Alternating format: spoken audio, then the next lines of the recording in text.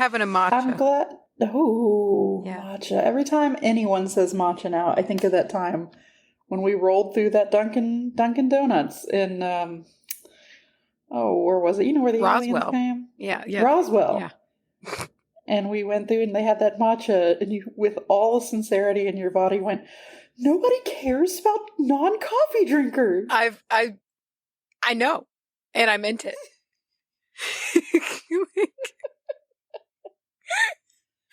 Oh, well, welcome to the Witch Bitch Amateur Hour.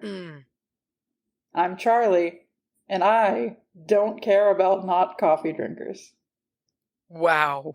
Okay. Mm. Wow. You're just gonna tell me that you hate me right at the start of the show, right? So everybody knows it. That I can just get on out of here then. Kick rocks. Pound sand, brother. And this is my cousin Macy. Yeah. My name is Macy, and did you know that trees are like grass for giants? That's true.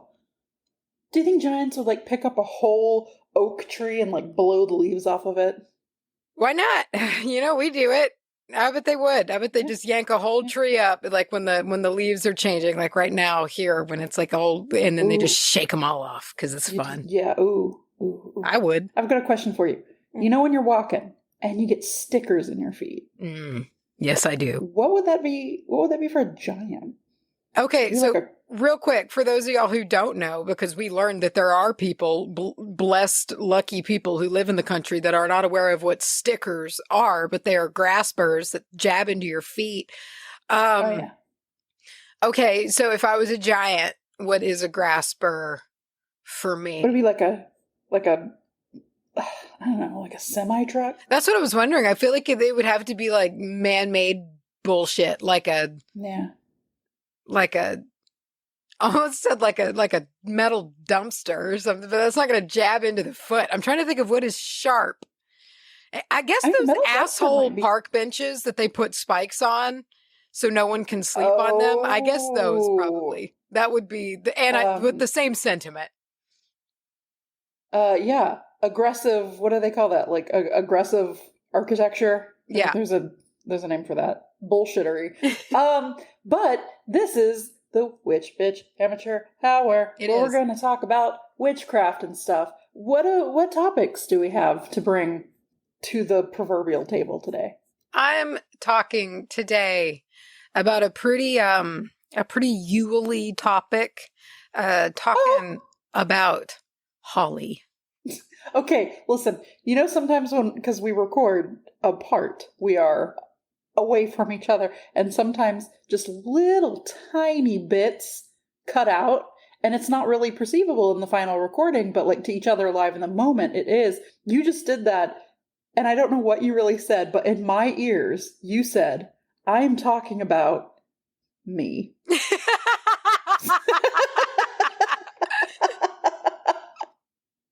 Full stop. What did you really say? Holly. Okay. I just heard the very ass end of that. Okay, I'm excited about that. Are we going to talk about the Holly King? We are going to talk about the Holly King and the Oak King. Oak King can get out of here. He can get out of town. See, I thought you were going to say what I agree with, which is the Oak King can get it, which is the more truer statement of the two. Nah, I think the Oak King needs to know his place and bugger off for a little bit. So, Team Holly King, baby! Well, you can say that all you want, but the Holly King's about to lose in like 18 days. Wait, hold on. Are we already there? Yeah, bro. December 21st, homie. Oh, yeah, I guess that's true. Mm-hmm. It always feels so weird to me, the placement of it, because there's still so much. It's the same with Midsummer. Yeah, Midsummer is the same to where it's like, but we're really not even into the hot part yet when you have Midsummer. You know what blew my dick is the other day, it was the day we had that live recently, Facebook Live. You can join us twice a month over on Patreon, patreon.com/wbahpodcast. But we did a live, and the day was beautiful. It was a few days after Thanksgiving, and it had that classic. It was one of them fall yellow crispy days. It was so good, and I took some pictures and put them on Instagram because I couldn't handle.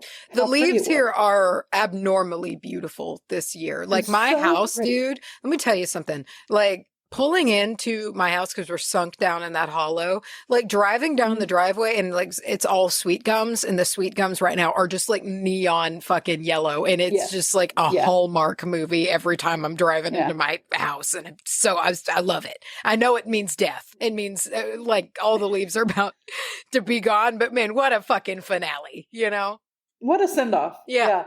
We were driving around mom and dad's place. My mom and dad live on this pretty like I don't want to say like community, because that brings up weird like HOA vibes, but it's got like its own little lake, and people buy slices of land to like build their house on, right? But it is within like a little community. We went driving around the other day, and it was so pretty, and that's what Dad kept saying. Dad just kept saying, these sweet gums are beautiful. Sweet gums have the best color. And he was just so fucking amped. And it was great because it was amp worthy.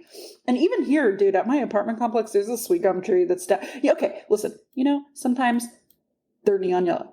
Sometimes they're bright orange. Sometimes there's like the unnatural green color. And then sometimes there's like a pink. Yes. Dude, there's one tree and it's beautiful. And I hope it hasn't gone already. I noticed it yesterday, and sun's already like kind of starting to set.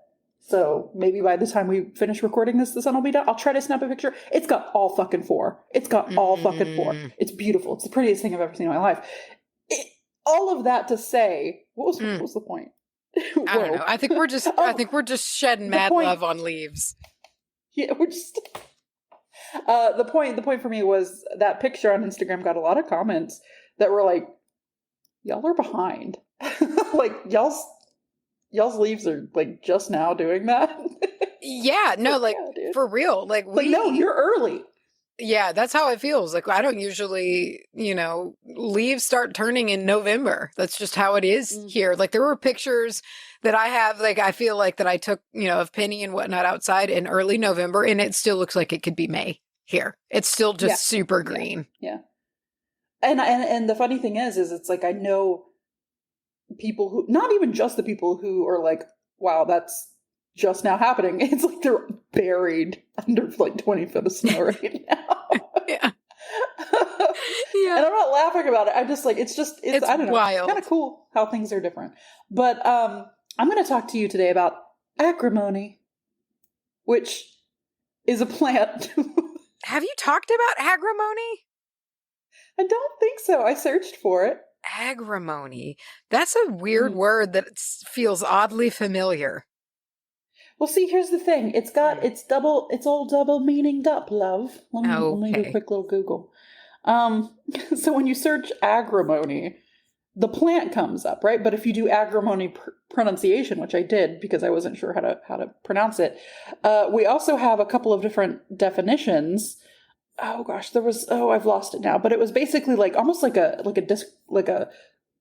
tentious like disagreement, like you can be in agrimony, like you can, it's a state of being. It's almost like a pissed offness, I believe. Okay. I think I could be misdoing it, but I did stumble across something that sounded familiar. But hopefully I haven't done this. Like I said, I searched it, and I searched both of its names, unless I used one of these little silly names that it has, because it's got 400 silly names. Some of the things in here do sound very familiar. However, listen, the command F doesn't lie.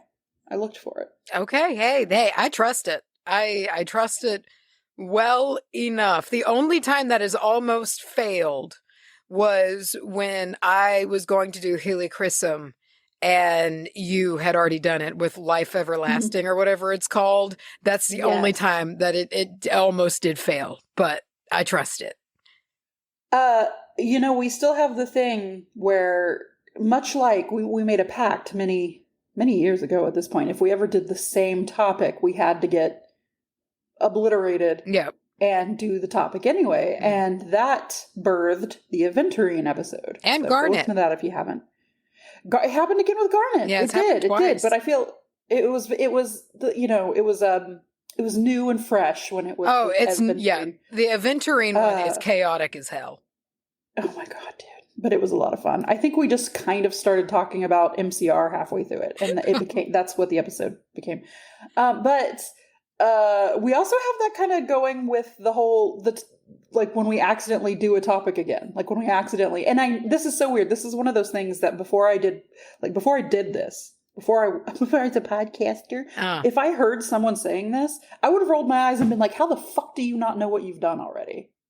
Like, I know. I remember listening. Blown away. I remember listening to shows and like hearing people say that, like listening to podcasts before and being like, I don't know if we didn't being like, you should have so much pride in your work that you remember. I don't remember. There's a whole topics that they've slipped out of my brain. They just oozed on out the moment they went in and they're gone. It's so weird. It's almost like that oversaturation, it's like you hit the point where you're studying so much that you're not absorbing anything anymore. Yeah. So I have gone back before to listen to an episode that we've done to like relearn it. But I did it as a listener because like I found like a bag of herbs and I was like, I wonder what this does. I know we did an episode on it. And like, that's how I retain that information, is listening to the podcast as a listener, which is weird. But all of that to say, I'm talking about agrimony or agrimonia today.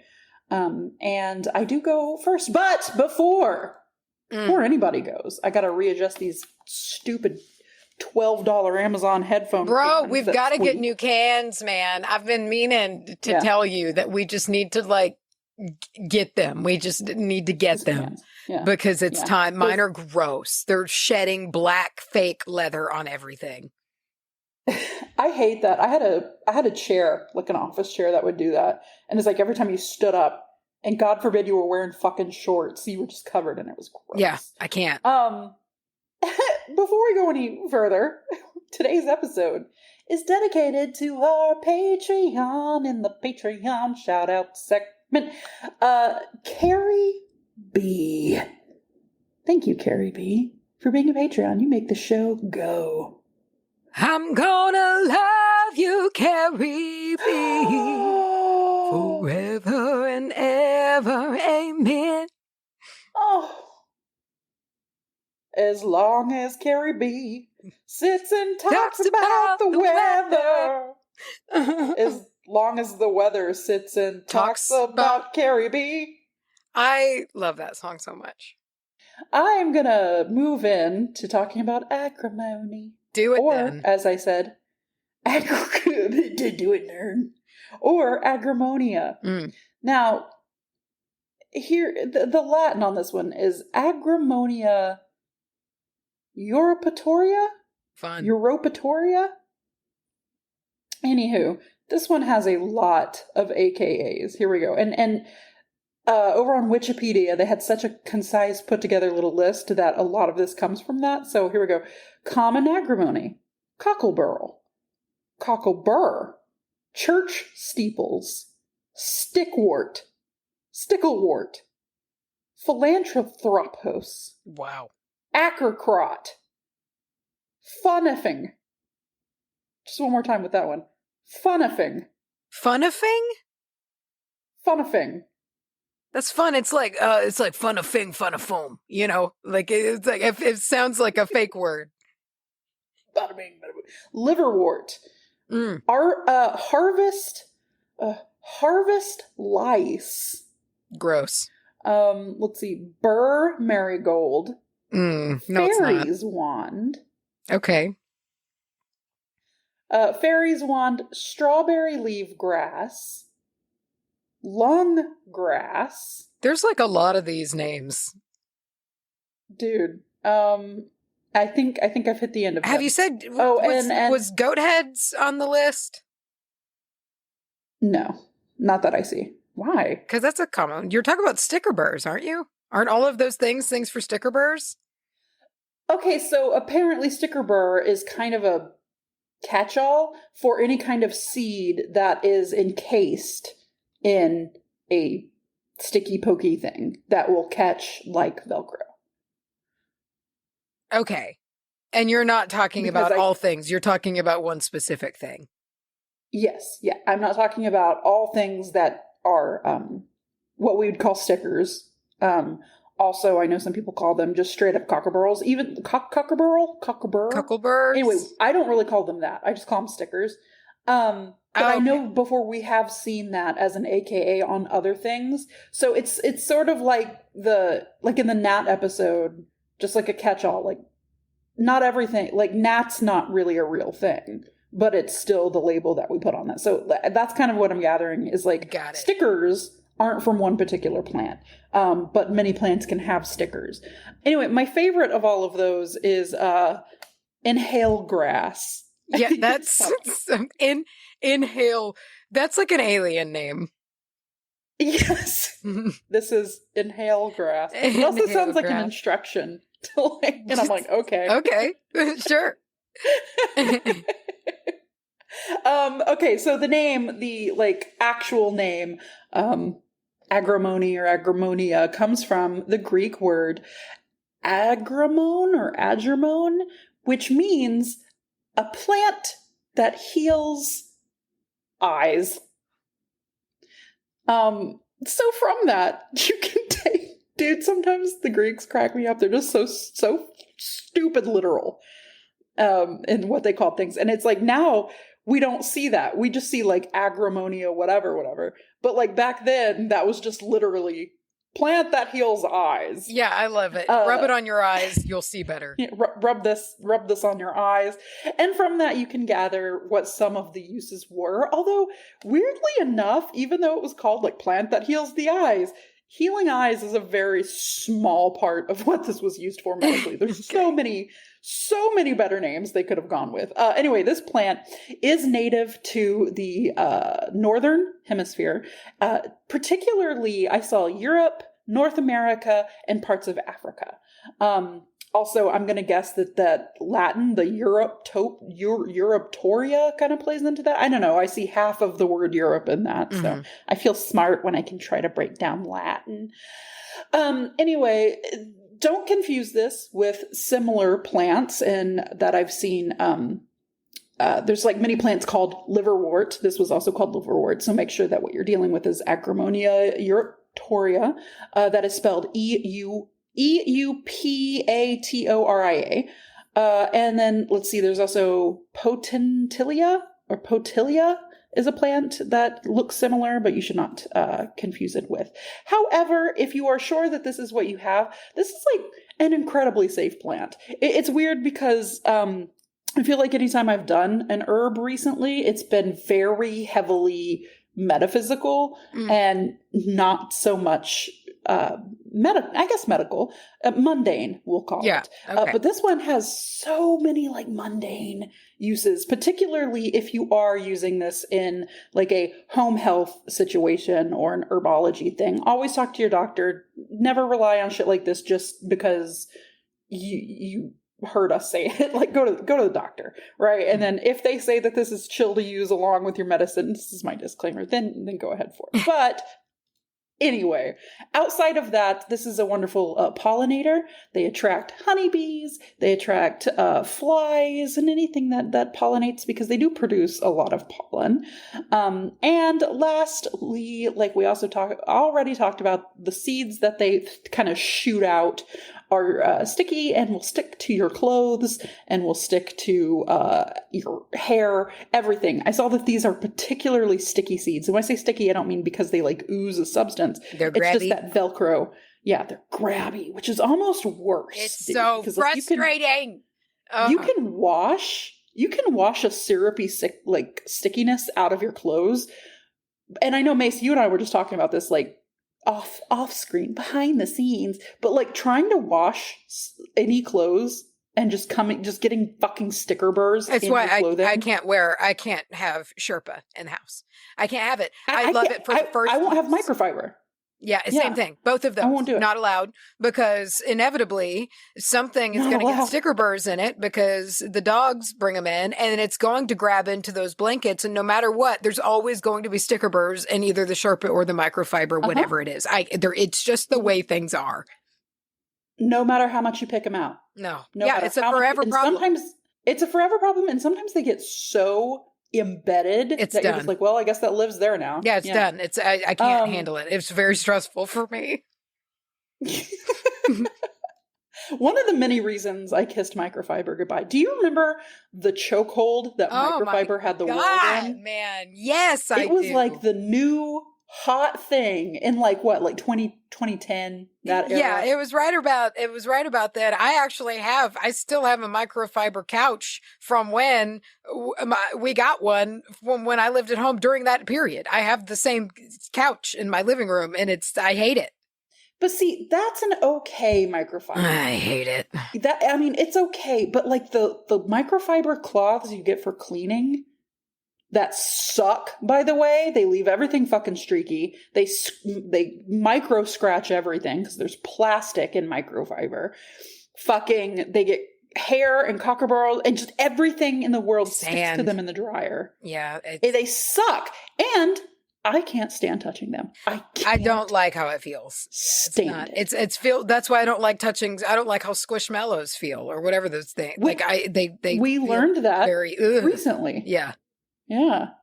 We learned that Macy hates the squishmallow, which I can see like by touching them, like I can see that they would be a sensory kind of thing for some people. Like I get that. I'm not one of them. I think they're very soft and squishy and cuddly, but it's just funny that like different sensory things freak people out. Different people. Different things freak different people out. One of my big ones is, and I'm gonna vom even thinking about it, is like wet food in the sink. You ever just touch a piece of wet food? I hate it. And then you just want to evaporate? I don't like it. Mine is very specifically in the similar vein.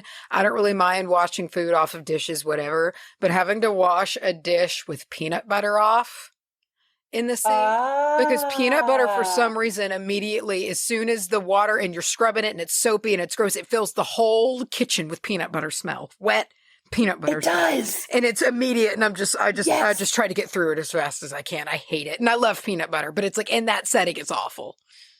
Brother, I'm the same way about eggs. Yeah. If I ever cook eggs, I have to immediately wash it up, because if you sit there and you let it sit and then you have to scrub it later, it gets egg smell. Yeah. Blech. Yeah. Okay. Whoa. Okay. I want to talk a little bit about my asthma. Let's talk about agrimony, the history of particularly. So, sorry. I'm literally still cringing about egg smell. So this has been used for medicine forever, just as long as they've fucking had it. There are so many like old historians who have spoken about this. It also has been used in a magical sense for a very long time. Going back to that name, the Greek name, what was it? A plant that heals the eyes. The ancient Greeks would use it for cataracts, but like that is such a small part of what they would use it for. They would use it for foot baths and like people with super tired feet, like soldiers and stuff would have this. Now, I didn't see anywhere that this was one of the herbs they would shove in the shoes of Romans. I was about to say, this reminds me of that, when the Romans would just stick it in their sandals. I'm very surprised that I didn't see that. But what I did see is that they would use this for sleep. Now, they would use this medicinally for sleep, to like go to sleep and help you sleep deeper and stuff like that. But also magically, because it would help keep away nightmares. And it would help protect you from witches. You need that. While you slept. You need that. They're everywhere. Also, this is apparently another one of those herbs that cures the elf shot. Oh, okay. Now, if you don't remember, elf shot was sort of the term that they gave any ailment that they could not find a reason for. Elf shot was just like, this person's sick. We don't know what it is. The elves must have done it. I love it. I'm so glad that happened. I do. I love any time that there's elf shot. involved. Mm-hmm. So they would use this to treat their eyes. They would use it for intestinal problems. And this is one of those things that, as this evolved, we saw the reasoning for that. This can still be used today. We'll get a little bit more into it for some of these old reasons, because we found that there are properties within this plant that do help things like they used to use it for. They used to use it for gallbladder problems. They used to use it for like UTIs or like any kind of bladder infection, kidney, I don't want to say kidney disease, but just like something's going on in that area. They would also drink it when they had diarrhea, and it would help to kind of solve that issue. And a lot of people would take baths in it because they noticed it helped their skin when they did it. Also, if it was something a little more serious. So this is also from Wikipedia. This was shortly after that list of long names, and this is beautiful. Anglo-Saxon called it garclive. It used to treat wounds, skin blemishes, and snake bites. An early herbal remedy used was a mix of agrimony, human blood, and pounded frogs to treat internal bleeding. Fucking nasty. Yeah. Pounded frogs. Pounded frogs. Oh my God. To treat.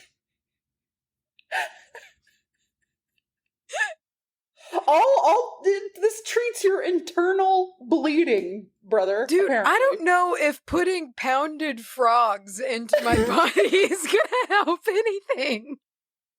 Why is pounded what sets me off here? It's the worst pounded part. Frogs. Oh my God. All right. Going on with written things here, I saw on botanical.com, the magic power of agrimony is mentioned in Old English manuscripts. And here's like I don't know if they meant for this to be a poem or what, but this is from an old medical manuscript. And I'm going to read it as is written. I'm not trying to put on any accent or anything. This is as written because this is very old. Okay. If it be laid, L-E-Y-D, if it be laid under man's heed, it shall sleepen as he were deed. He shall never dreed ne walken, till fro under his heed it be taken. And what this means is something that they used to believe is if you were to slip this under the head of someone to help sleep, they would sleep until you removed this from under their head. Wow. Yeah. Later now this is just a little aside, this is funny to me. Later, after this poem on botanical.com, they say Gerard believed in its efficacy. They never mention who Gerard is. Who's Gerard? I read this whole thing. They mention Gerard 4 times. 4 times, but never give background to it. They just say Gerard believes in its efficacy. What? He says a decoction of leaves is good for them that have naughty livers. With a K? Gerard's trying to help. Naughty livers. No, that's not it. Yes. Shut up. That's what it is. That's what it was. Naughty livers. Gerard said that, Macy. Now, oh my God. Like I said, I read this whole thing a couple of times, really thinking like, no, there's no way that this is a reference. Even in the citations and stuff, I could not find it. So I did some searching, and I believe that this refers to John Gerard, a herbalist, botanicalist in 1545. I cannot say that for sure. Okay. But reading that makes more sense than reading random. Gerard believed that it helped your naughty liver was the highlight of my fucking day, dude. Yeah, that's great. We also have a visit from Pliny the Elder. Great. Yeah. Pliny the Elder steps in and called it an herb of authorite, which I'm going to guess is like authority. I don't know. I don't fucking know. And also we've got a visit. Oh God, Macy, I can feel it. I can feel it taking over. Oh, the spirit. Oh, the spirit of Nicholas Culpeper. Oh, good. Our friend. This herb is also believed to be effective in treating of hemorrhages and gout. This also helps with sores about the body, and it helps with a sore back. Wow. Thank you. Which to go from to things like, thank you, Nicholas. He's retreated. He's gone. Now. Wow. To go from things like hemorrhaging and like sores all over your body to like an achy back. Yeah, that's but thank a pretty Nicholas. Broad area of use. Yeah, everything. I'm starting to think Nicholas Culpepper, along with all of these dudes, just said shit. I think they were just, every herb, they were like, it helps your hangnails and your feet. Help the hurting body. Your naughty liver. That is silly. Whose liver is naughty? Who are they talking about? When we're like, anytime in the future that I don't feel good, instead of being like, man, my throat hurts, I'm going to be like, man, my throat's being naughty today. It's being naughty. This is body being naughty, man. This body be naughty. Gross. Okay, good God. Stupid. Okay, so also historically, this plant was one of the plants grouping, like thrown into the plants that people would call all heals. You know, we've seen that several times, that an AKA of a plant might be like all heal. This was one of those that was thrown in there. And moving, whatever, dude, sure. Moving into the metaphysical, one of the names of this plant was church steeple. So people are, it is thought that another metaphysical use for this throughout history was the repelling of evil spirits. Okay. Now, getting into, well, I said moving into the metaphysical, I actually lied. Moving into the mundane and kind of the medical things. This has come through with us just as we've evaluated and stuff like that. This is one of those herbs that has stayed in popularity because, as we have found out, this has antibacterial properties. So yes, it does help with the skin. So when they would take baths in it, or they said, hey, this helped heal my scratches and cuts and shit like that.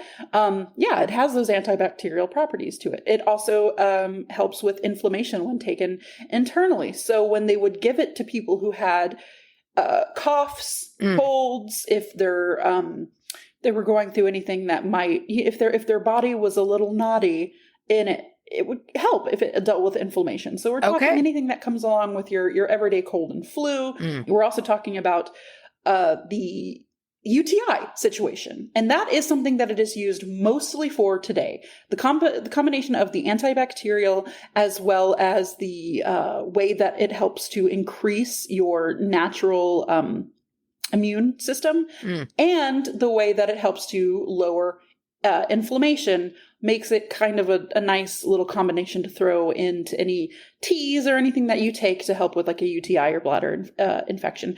Also really does make it good for if you are going through a cold or if you have the flu, just any kind of sickness, because it's a nice tea. It's not gonna cure you, but if you're making tea for yourself and you're sick and you want your tea to actually make you feel better, like make you some throat coat, but like maybe also throw some agrimony into it. It's going to help in that regard. Now, one thing I did see that was interesting is they would use this for diarrhea. And it totally helps. If you are having a case of the trots, this will bind you up. It'll bind you up good. However, if you're not having a case of the trots and you take it internally, this could very well back you up. So just be careful. So use it when you need it. Use it when you need it. Use it when you need it. If you think that you can afford being a little bit backed up. Now, I'm not saying that this is going to like back you up for days. I'm just saying it might make it a little harder to poo. So like if your sickness, if your flu is worse than you going like, shit, I might not be able to poo tonight. Sure, go for it. But you got to weigh your own options, you know? Okay. Outside of stuff like this plant makes a beautiful yellow dye.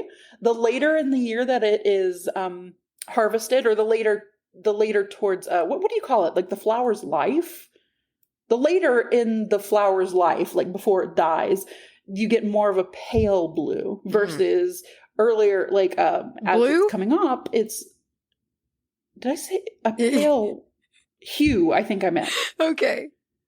Did I say blue? You did. It's okay, though. Brother, versus later in the year, earlier in life, it is more of a deep yellow. Apparently. Metaphysically. So agrimony has been used through a lot of different magical backgrounds and religious magical workings. So it's been used through Santeria, it's been used in Wicca, it's been used in Hoodoo, and it has been used in just like traditional folk magic, which I think is interesting that this is one of those that just sort of spans a lot of different things. And from what I saw, now I cannot speak to things like Hoodoo and Santeria or anything that like I do not, practice. I can't speak to that. But from what I saw on a very surface level, the usage of it seems to be pretty consistent. Sometimes you'll see like, hey, in this practice, this herb is used for this purpose, but in this practice, it's used for something wildly different. We come across that a lot. But this seems to be pretty like uniform all the way through. And those properties are keeping away bad energy. It's a good protectant. It's wonderful to throw into like your floor cleaning, however you do that, whether you do like a sweep or a wash or whatever, because it kind of helps to create a little bit of a protective layer. Now, the thing is, from everything I saw, when you're using this herb like a mirror. So this is not only protecting or absorbing or whatever, this is like returning to sender. So if there is any kind of negativity, we'll call it, sent your way from someone, this is an herb that will take that and go, no, thank you, and send it right back. So if you're not into that, keep that in mind. I myself am very into that. This is also going to help to what I'm trying to say is, even if it wasn't sent to you, it's going to help to kind of return it to where it came from. So just sort of, it's the rubber to the bad stuff's glue. Is that how that worked out? Sure. I am rubber, you are glue. Whatever you say bounces off me and back to you. That feels wordy. To you. Children aren't smart enough to come up with that. I don't know. Anyway. So use this anytime that you want to use a little bit of not only uncrossing, but uncrossing and, hey, you tried to fuck with me, take this back. I personally would throw this into a bath. I think that would be fucking great. I think that that's going to help you, your body, your physical body. My body. It's also going to help your skin because of the skin helping anti-inflammatory, antibacterial shit. It's going to be good for you. It's going to be good for your tub. Please, like if you're using herbs, put it in like a little tea ball or something, because like nobody wants that in their drain. But it's good for you. It's good for your house. It's good for your aura. This just seems like a good cleanser all the way around. If we're moving on kind of past that and we're talking about more like associations, you can associate this plant with Jupiter, and it is very airy. So any of the air signs, or if you are wanting to represent air on an altar or air within spells, this can be used in that way. This can also help to bring a little bit of that protective nature to your emotions. So something I saw, and I wish I had my exact reference here. I don't, but something I saw that I thought was really interesting is if you are somebody who copes particularly with humor, and that stuck out to me because that's me. So if you're somebody who will cope with humor or try to like laugh off or perhaps even hide feelings behind like, haha, it's so funny. This will help to kind of balance that out, because that's something that can get out of hand pretty quick. And I know we talked about it recently in like, you can do it so much that it actually kind of starts to manifest, so take a break from that. Maybe use a little bit of this stuff again. Take a bath in it if you can, if you're not allergic to it, right? And try to kind of help balance that out. And an interesting thing that I saw recently was like someone was like, I'm going to flip it. So instead of like joking, like my humor, I'm joking about like, I'm trash, haha, and then like accidentally just fucking falling down that black hole of actually feeling that way. Like start joking about good, like flip it around, like joke about the good stuff, right? Even if it doesn't sound natural, you know, like joke about like how good things are going.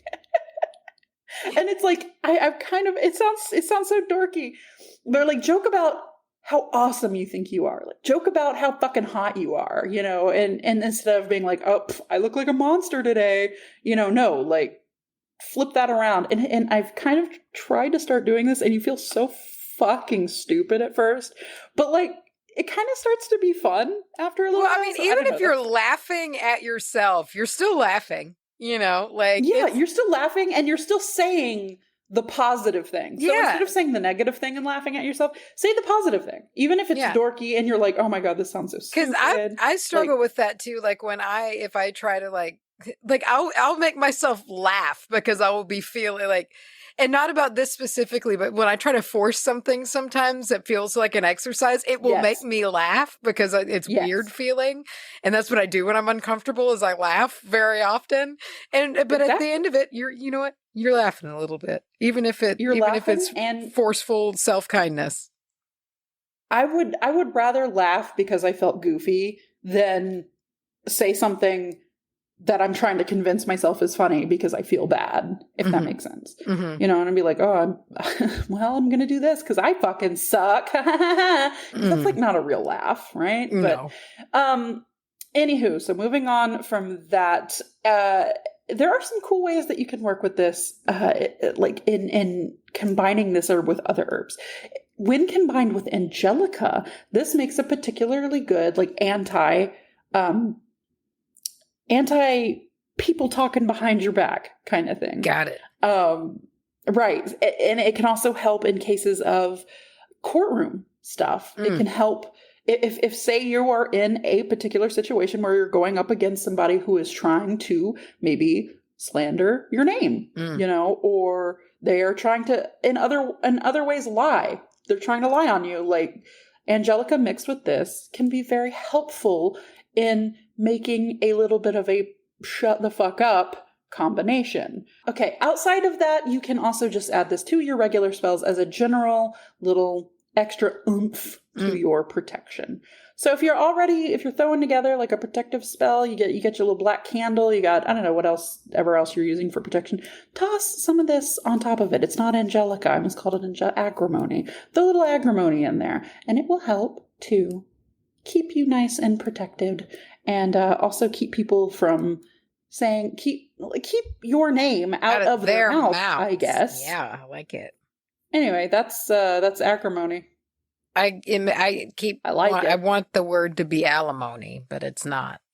I want it to be anything but agrimony. I swear to God, this whole episode, every time I've stuttered or said which is a lot, I understand, I'm working on it. But anytime I've done that, it's because in the back of my head, I keep wanting to call this like Angelica or any of the other names that have been in this episode, like, but not fucking agrimony. Not Even agrimony. Then I had to scroll up and look. Yeah, it reminds me of like agrarian, like any other word that's not agrimony. Maybe listen. Okay. You remember in The Witches, what is it? The Witches of Eastwick? Yes. Do you remember how nobody can remember his name? What's it? The devil. Whatever his name. Because he's the devil and like no one can ever remember his name. Maybe that's what this is doing. Like maybe in the way that it helps people not slander you and not talk about you, like maybe it's just keeping us from not talking about it. We could talk or not talk. For hours. Still find things to not talk about. All right. I feel like I learned something. I learned a couple things. Wow. Yeah. I'm glad. Macy, you know what's just around the corner? Yule. It's the most wonderful time. It's Yule time. It's Yule time with stuff and presents and Yule. I read it. Huffing presents? Yeah. Dude, fun, man. Snort them up. No, we're talking to you today about Blessed Be Magick, and we've got things talking about gifts, talking about things to stock your stuffing with, and I'm excited about it. I love that you have twice now said stock stuffing. Yeah. I mean, because it's perfect. And because one of the things I didn't realize. Hold on. Are you hearing it though? Instead of stuff stocking, you're saying stock stuffing. Oh no. No, I'm not. Stock stuffing. You're right. Stuff stockings.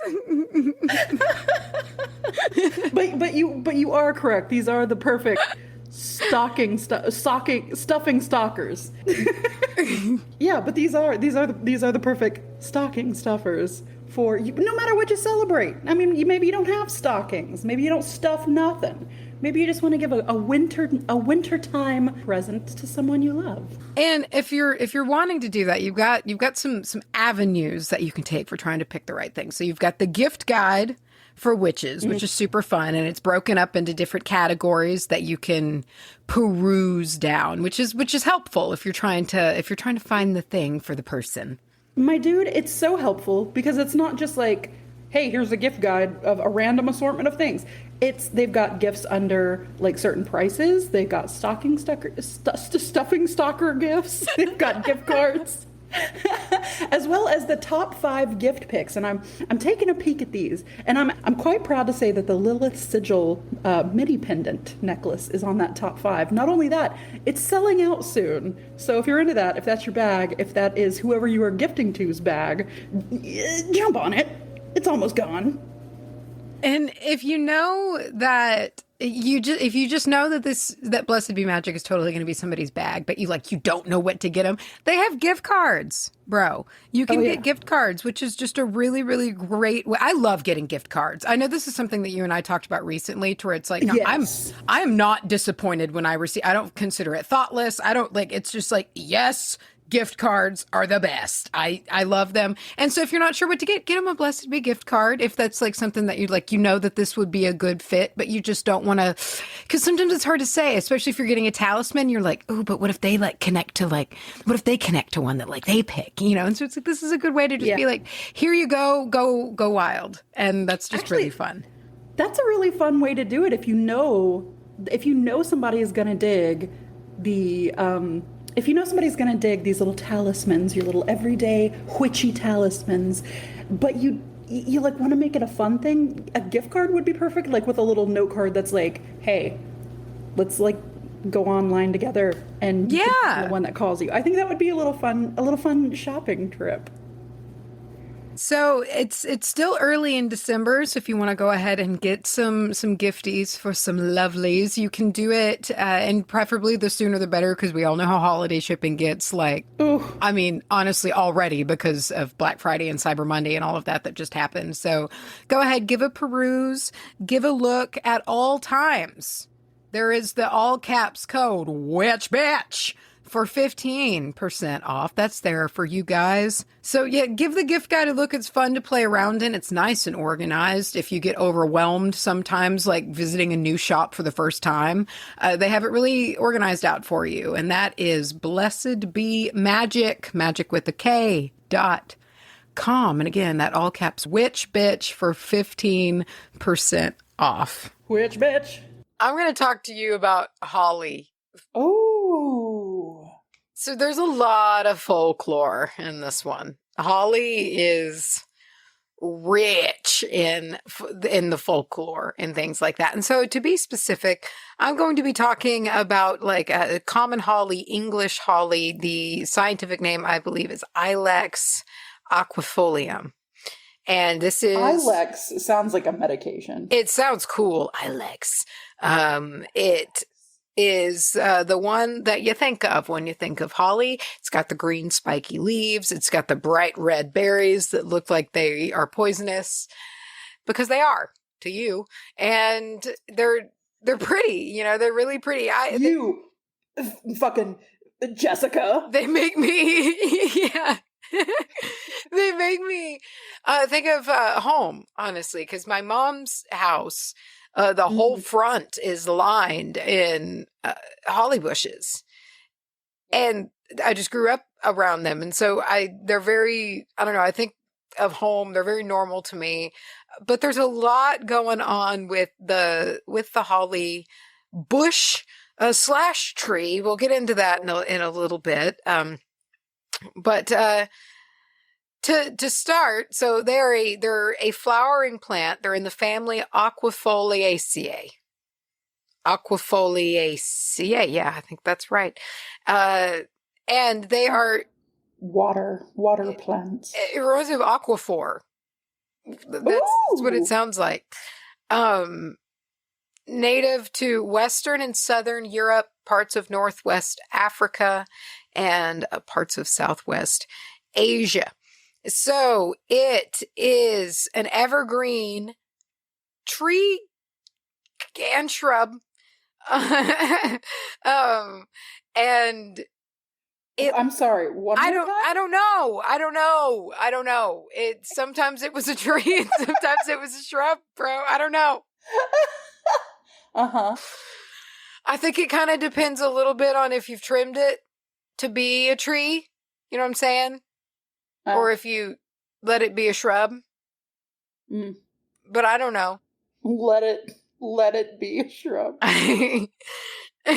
So it's basically, so it can either grow as like a single trunk, kind of a tree situation, or a multi-stemmed thicket situation. So that's what I have for you on that. But the leaves are thick. They're very shiny. They're very glossy, waxy, dark green, and they have little spikies on them. They have little tips, little pointy nips that will get you more than you think. And they also flower. So the flowers are small. They're very, as I saw, inconspicuous. And, they're lightly scented, but it's sweet. It's a nice scent, but it's not very pungent, not very, loud.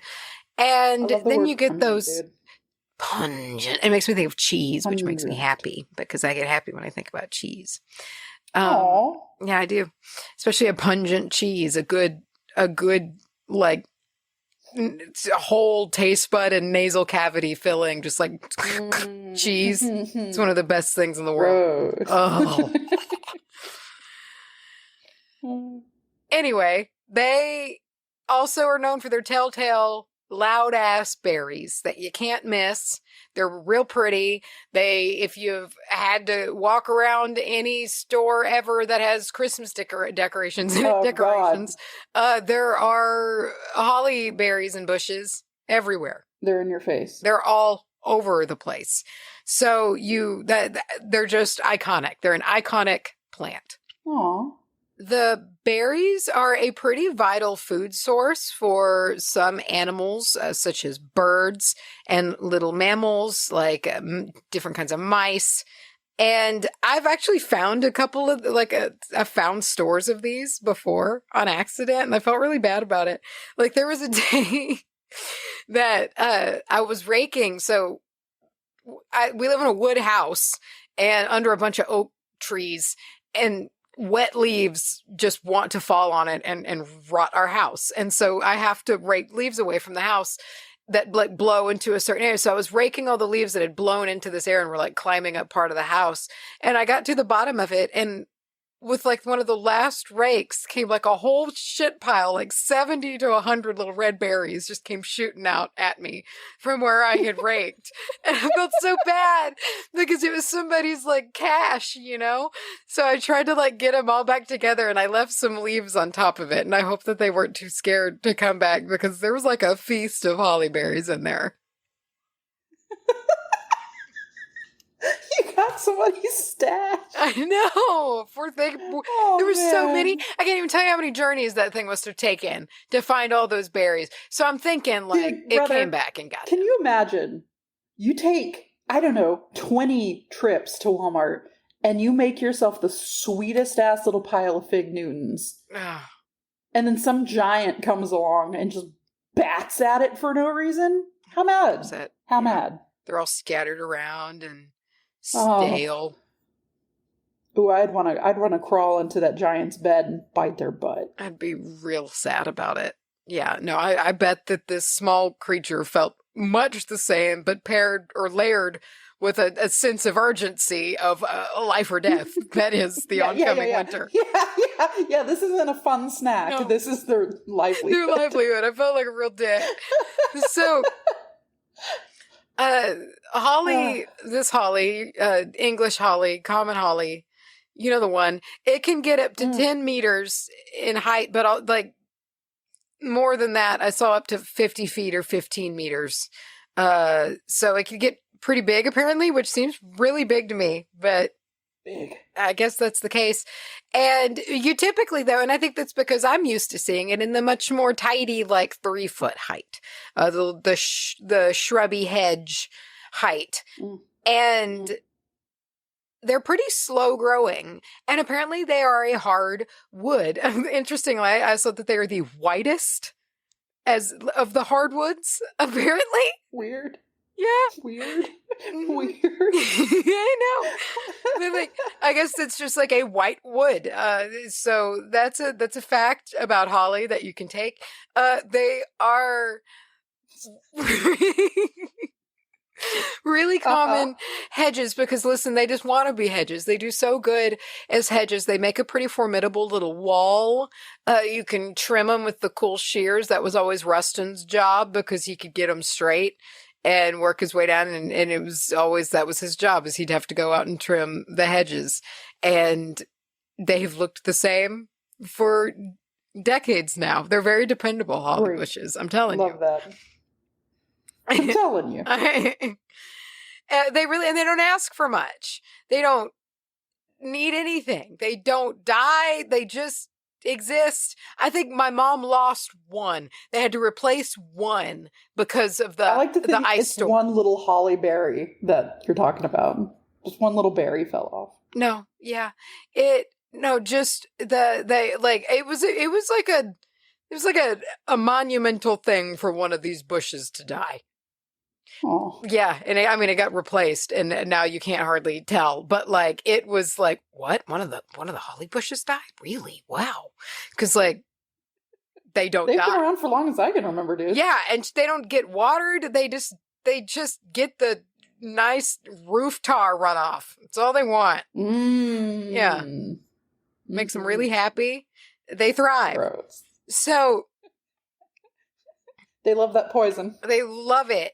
Holly doesn't usually get to like reach its full lifespan. Apparently it can live a long time, like up to like 300 years apparently. Like I saw one place it's like 500 years and I was like, that's a lot. But like 300 years I saw on like Royal Botanical Gardens website, and I was like, I'm going to trust that. So, but like they oftentimes don't even make it to 100 years, like whether like a storm blows them over or fire burns them down, or no, nothing like that. Actually, I saw in some places that these can be, they're like, it's like they're kind of invasive. It's like, I couldn't tell if they were full blown, listen, this is invasive, or like we keep an eye on these, you know, but no, I think they're doing just fine. Do you hear that plane in the sky that sounds like an actual vibrator? I do. It's really tooting. Okay. It's tooting on by. Dude, 5 stars. I can't stop thinking about it. It's all, oh, dude, it's taking up too much room in my brain. Listen. Backstory, we'll be quick. We can't give the whole thing. Macy found a very funny review via the Twilight shitposting group. It's awful. Y'all cringe. The worst cringe you can imagine. And not at all self-aware, I don't think. But if it is, it's hysterical. Do you think that was real? I thought it was trying to be funny. No. Oh, no. Yeah, I didn't get that It was a review for a toy, a sexual toy. Yeah. You didn't get that vibe? Did it? No, I didn't. I you know what? We'll see upon rereading. I hope so. I would prefer that. If so, it's goddamn hysterical. So now I've got to reread it through a serious lens, and I feel like that's going to make me sad. I know, it is. It's 5 very, stars. it's worse. This is so, okay. Holly is a good place for little animals to take shelter in. It's got this deep, shady kind of underbelly to it because the branches are very tangly and thick and the leaves very dark. And it's also thorny. So things don't just always want to go into like a hedgerow of holly. So little hedgehogs will cozy up underneath holly bushes. Birds and other small critters will take shelter. My mom's, it's just a great place for wasps. Makes them real happy. Wasps love those bushes so much. They sure do. So let's get into some folklore. So like the yew tree, it's easy to understand the fascination that people had with holly and how it got its way into so much folklore, because it's really showing out when everything else around it is dormant and bare. You know, like even to the point of like, think about way back when. Think about the concept of vibrant colors. You know, we're so used to seeing vibrant color, but like, man, even paint pigment was made by crushing up things. And, you know, textiles were like dyed, oftentimes neutral, unless you were fucking rich. And in general, like people didn't have an accent wall, you know, like it was a much, like the world wasn't as colorful. And of course you had like wildflowers and whatnot in the spring, but in the winter time, there's not much color. And so in this time when everything else is bare, you have this just electric red that's just there, oftentimes contrasted against the snow. Like you can't miss it. And so you can understand sort of like how people noticed it and are like, ooh, you must be special. It's sort of like the friend that you're like, hey, we're going casual today, so don't dress up. And they're like, okay. And then they show up in like a prom dress. Right. Sometimes. But then other times when everything else is showing out and you're like, listen, hey, it's like, it's springtime. Like, really zhuzh it out. Like, let's be they don't. They're just like, no, I'm good like this, you know? So they've got that reverse seasonal depression. They do. Like, yeah. They do their own thing. And it's very interesting, you know, and it is this beacon of hope, you know, during a rough time that was a lot more dodgy back then than it is now. And you know, people would bring it into the house to decorate. It was, you know, very, very, very tied to the winter solstice, to Yuletide festivities, and of course, eventually Christmas, as, you know, things were repackaged. But wreaths, garlands, colorful sprigs, things they were woven together and placed in a home for a variety of reasons, right? So like one, you know, so you had this to symbolize the return of color. You know, the spring will come and the flowers will come and things will bloom and we will have color again. And the light is coming back now that the shortest night or the longest night is passing. So they're only going to get shorter from here on out. And it's celebrating, you know, the resilience of, you know, this was just a time like, you know, if you've made it through the longest night, it's like, no, winter's not over. It's like midwinter, you know, kind of the same thing. It's like, you can think of it as like, I saw oftentimes it gets confusing because you have midsummer, which is like very clear. It's like middle of summer, but Yule people think it's like the end of winter. And it's like, you're still in it. It's still midwinter essentially, but you're halfway through it. And it's just that this hope of the warmer times and the times of abundance when you can easily go out and get food and whatnot, those will come again.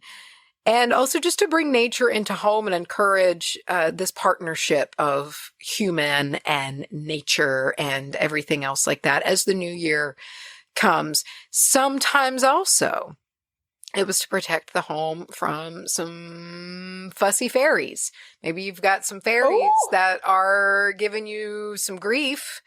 You could put it in your house to be like, listen to me, you fairies, you can't do this. You cannot act this way in this house. You cannot. And they would stop, apparently. On the flip side. If the fairies are doing anything, I'm going to let them do it. I'm too scared to even gently say, please stop. That's fine. You know, I mean, you just tell them, you know, put their stuff outside and be like, out here. This is out here. It's fine. Is where you are.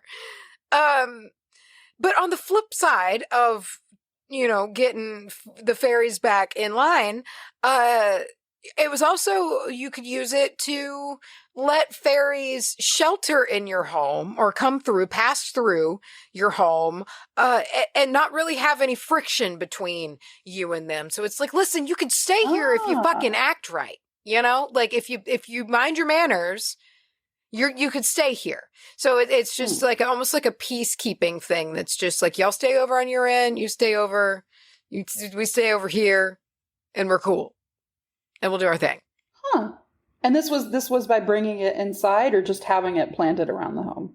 Bringing it inside the house. Yeah, having it as like a decoration or whatnot, just brought in. Run up to your mom's house quick and put some inside. Yeah, snip some sprigs. So yeah, apparently, so this was like a fun little thing.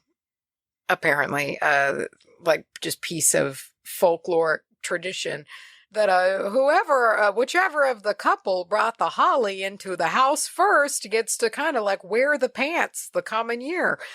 And oh God, so that's like a fun thing. And I was like, I mean, it's like fun to think about, but way back then, like I doubt the wife, like even if she brought it in first, it would make a damn, because she's too busy being chronically pregnant, like every waking second. So like, it would be one of those things where it's like the guy would, like, as a treat, let her bring in the holly, and then they would both laugh about it, but it was like, would be condescending. It'd be like, oh, the little lady is gonna be in charge. Oh, I better do what she says. Yeah. As she's tied up, with her legs in the air, literally just pumping them out. Just wondering I wonder if this is the one that's gonna kill me.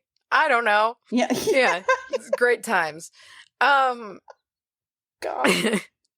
So Holly and Yule are intertwined pretty tight also, because we cannot forget about the forever war between the Oak King and the Holly King from Celtic mythology. So man, they're always really going at fighting. It doesn't ever stop. Really, really have a lot to say to each other about who should be in charge and when. When do they take a break to eat a food?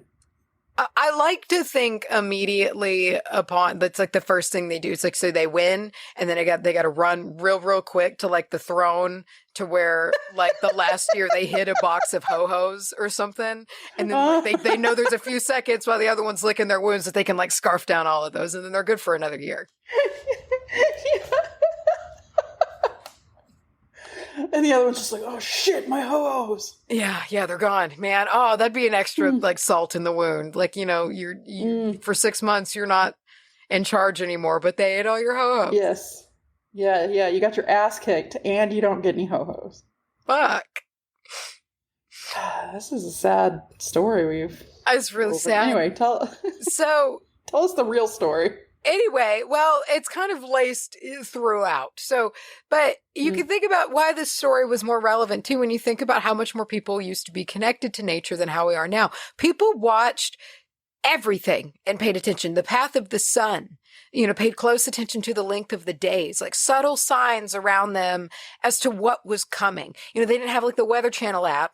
So like they had to pay attention and sniff the air and be like, a storm's coming. Like you just had to pay attention and feel and use your senses.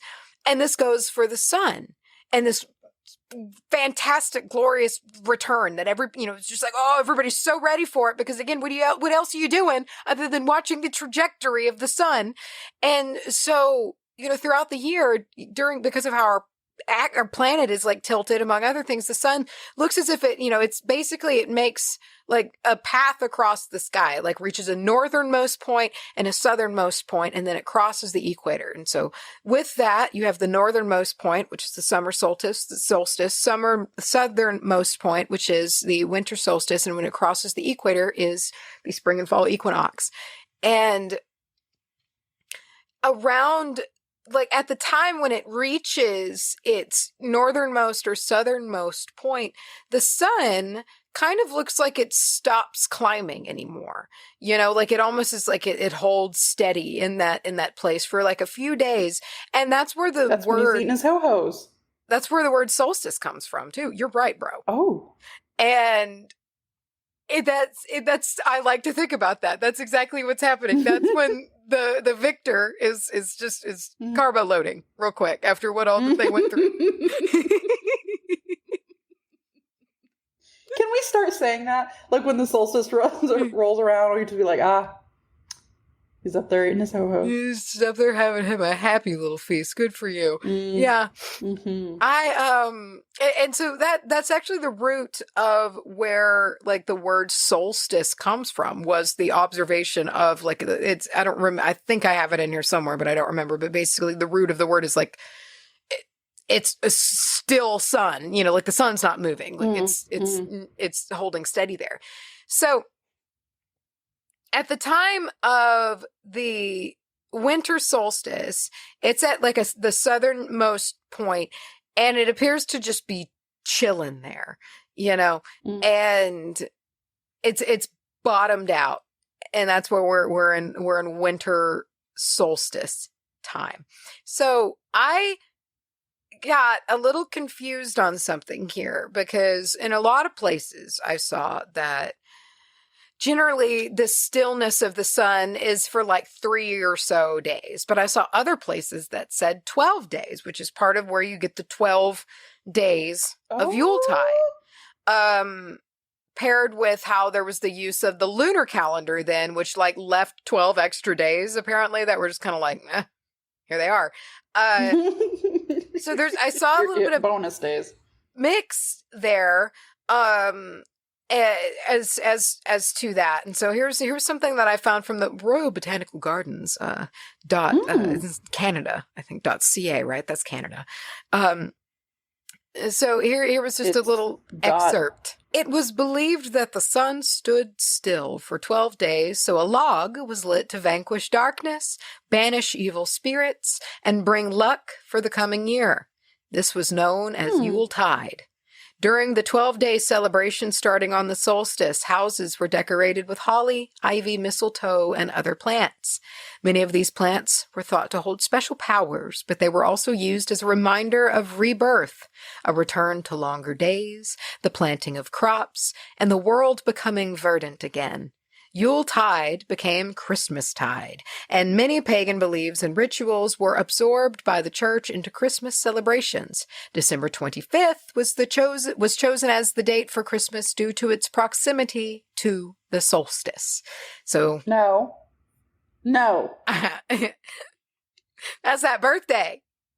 And keep in mind, there was no fucking Love Island for people to tune into during these boring, dark times of winter. Live. There was nature itself. And so in order to explain nature and the changes, stories and myths were created to make the natural world make more sense. Here you have the Oak King and the Holly King, representations of summer and winter, you know, this period of light, period of dark, both necessary, both fighting for rule, both always in a constant cycle together, never ending. And people, even ancient peoples, regardless of where they lived on the earth, were very well aware of this, because peoples all across the earth paid big time attention to the sun.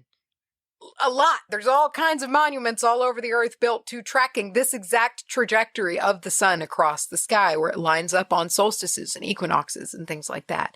It really, really mattered. And so this return is a big deal. You know, back in times when people lived, when their clocks were on the clocks of the return of the sun, and just the clock of nature itself. And Holly is important here, important in this time, and important enough that the king that signifies the whole dark half of the year, the whole winter solstice vibe, all that is associated with Holly. And with this, the Holly King, from a lot of what I was seeing, is typically kind of described as having a somewhat familiar appearance, having a white beard, red clothing or red accents, and sprigs of holly tangled in his beard and hair. That's right, folks. The Holly King is for sure an inspiration to Father Santa. And are you telling me that the Holly King and the Oak King eternal battle is between the Green Man and Santa? Isn't that a fucking battle, a movie to watch? Wow. I know. Holy shit. And awesome. And it was very interesting, right? And of course, you have other inputs into Santa, as we now know. But I thought that was very interesting, and I see it, I see Santa differently too. Ever since we did that bonus episode on Patreon about Santa and Mrs. Claus and like how things are really going on up there, I really permanently altered how I see Santa Claus forever, dude. I can't go back from that shit. I the opposite. I buried that one deep, and I buried it. I pulled a cask of Amontillado and I put it behind a brick wall until you just said that. There it is. Oh. So Holly and Yule and Christmas are pretty entwined tightly together. Apparently to the point that parts of Britain Holly was once referred to simply as Christmas, which is so funny to me. That's so silly to me. Christmas. Wow. And in the same vein, in pre-Victorian times, Christmas trees were meant like a holly bush. Like, a Christmas tree. It was a holly bush with the red berries and shit on them. I know. Isn't that stupid? Christmas. I don't, just Christmas. So dumb. Wow. So, folklore of Holly is not solely connected with Yuletide festivities, though. So, like several other trees native to to this area, like people believed that they had protective properties, right? There were taboos against cutting down a holly bush, especially a wild one, and they were often left uncut in hedgerows when they were trimmed.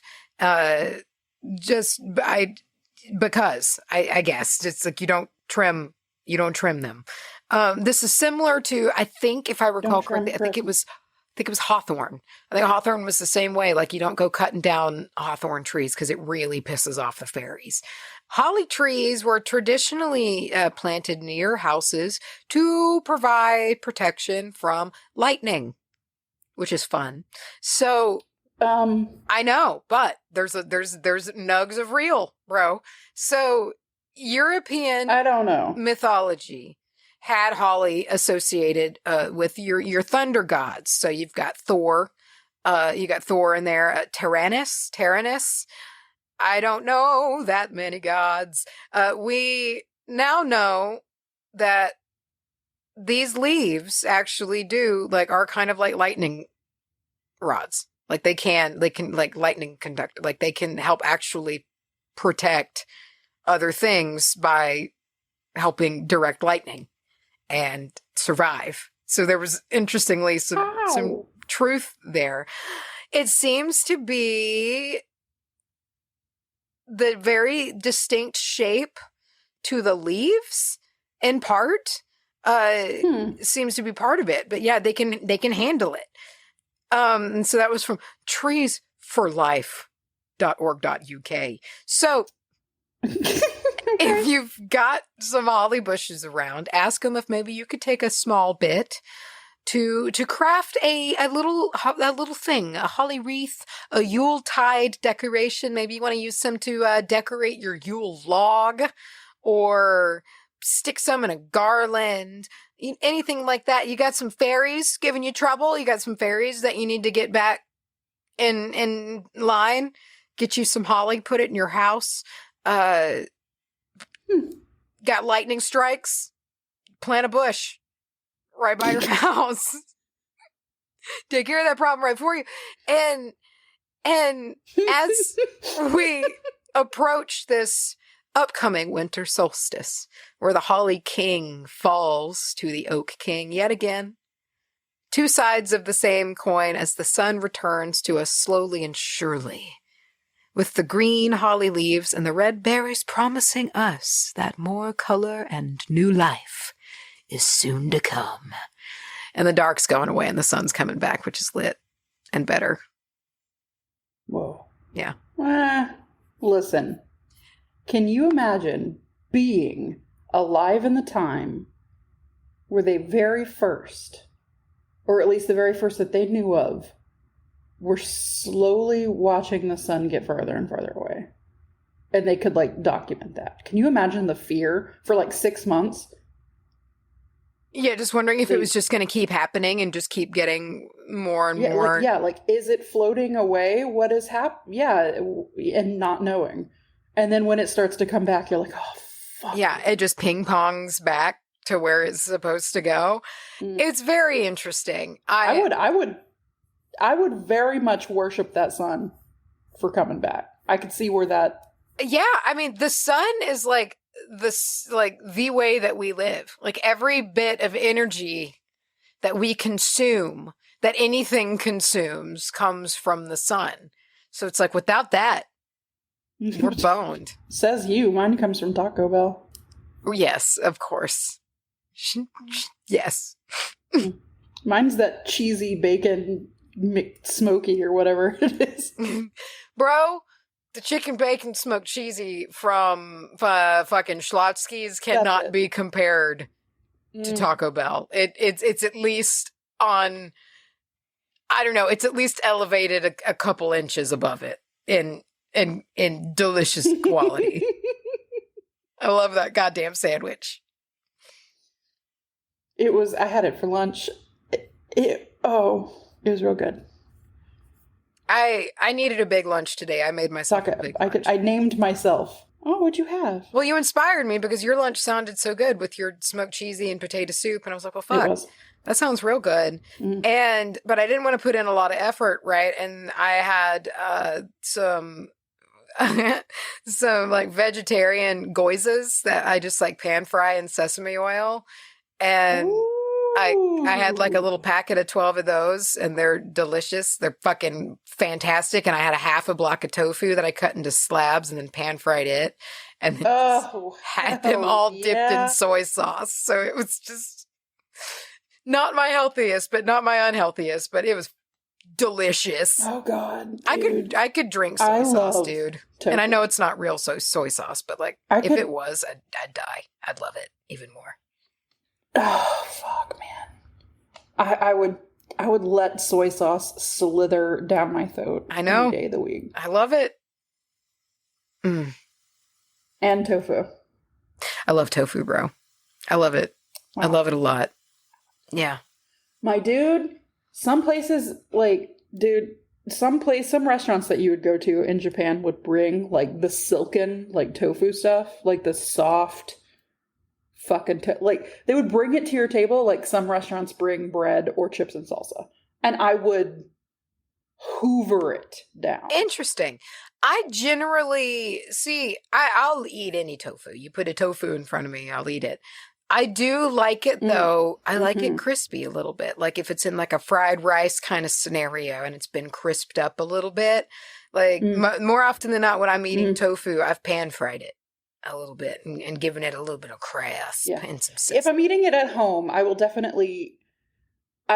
fry it because like the little packages, the little wet packages they come in kind of freak me out. And it's like I need to at least heat it up. Yeah, it's like I gotta like dry like you fresh out a little. Oh, so good, baby. Love it. Anyway, wow. I suppose it's announcement time. It's announcement time. Yeah, it is. We should have done it at the top, but I didn't remember. But yeah, we do. We do have a special OnlyFans announcement. We're excited about it. Yeah, man. We will be back next week. So we've done one. We did our OnlyFans debut when we were in Marshall, Texas, and we're going to give it a go again. And this time we're going to try it. Texas. Burlington Coat Factory.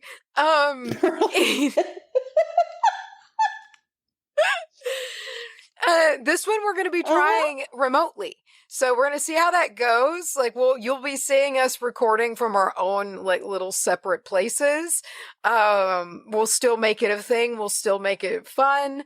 And that will be live on OnlyFans on Monday. So stay tuned for that. We'll probably, we'll announce, like, more details, times, and whatnot as it gets closer. But we charge minimum prices on that. It's like $5 for the live, $3 for if you missed the live and want to get it later.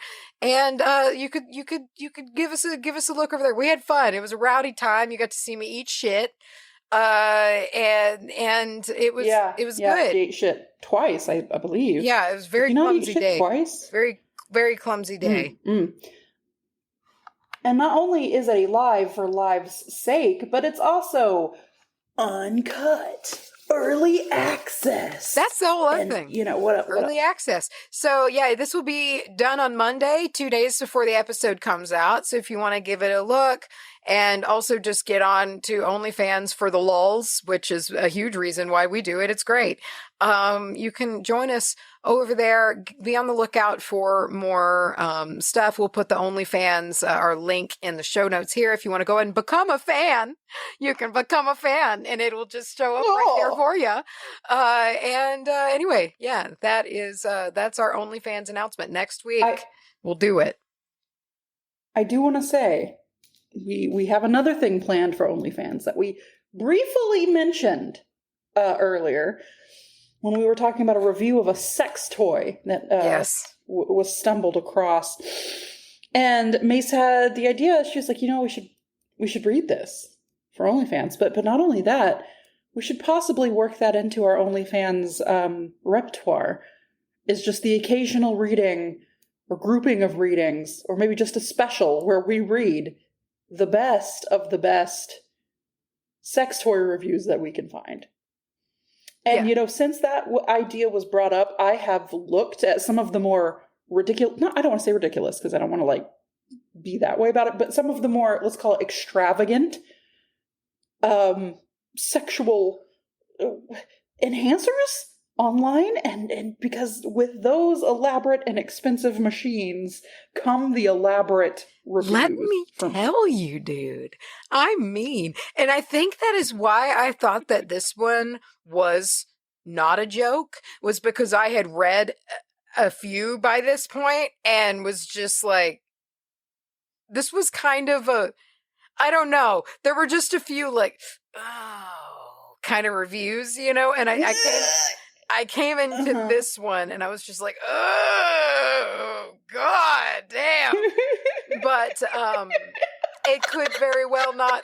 God damn. It could very well be a joke. And if that's the case, I would shake their hand. My brain immediately thought that it was meant to be funny, because I think that anything else would break me. However, please stay tuned, because that is something that I think would be a glorious, fun time to record. We might even, I was going to say we might even do that live, but I don't know about that, because I don't know. That seems like it could be dangerous to do live. I could read this live. I mean, it would be fun. It would have to have breaks of laughter breath. Oh, absolutely. And I would need to at least skim the review first. Oh, no, these would be selected. Yeah, these would be pre-selected. Yes. For sure. Yeah. No, that's the whole thing. We will come prepared. Yeah. So that is onlyfans.com/wbahpodcast. The links to that, as well as our Patreon, our Instagram, our everything. Our email, if you want to send us spooky stories, send us your spooky stories with the word spooky in the title. Advertisement inquiries can go, inquiries can go to our email, gmail.com. Nope. No, it's wbahpodcast@gmail.com. All of this is down in the show notes. You know it by now. All right, then. Wow. I think we did it, right? I feel... Just period. I feel, you know those old manglers that people would do when they hand wash their laundry and they would run it through the mangler to squeeze out everything? I feel like I've been run through one of those. Yeah. I am also spent. I need a beverage. Yeah, I'm spent. Now I'm inspired. I'm going to probably spend the rest of my evening sleuthing adamandeve.com for reviews. Dude, because all we need to do is each bring, especially if they're good, long, like lengthy ones, we each only need to bring like 3. And we're done. We've got we can hop on at any time and do that. Yeah. Yes. You know what we should do? We should do them with video. And like just, do that. And we should just do ridiculous makeup. Yes. Saucy 80s porno makeup. Yes. Big blue eyeshadow with red lips. Yes. Which I just would love to do anyway, because that's fun makeup to do. So yes, absolutely. Oh, absolutely. Yeah.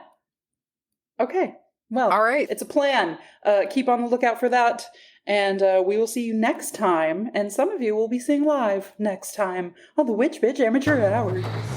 Wow. All right. Goodbye, everyone. Goodbye.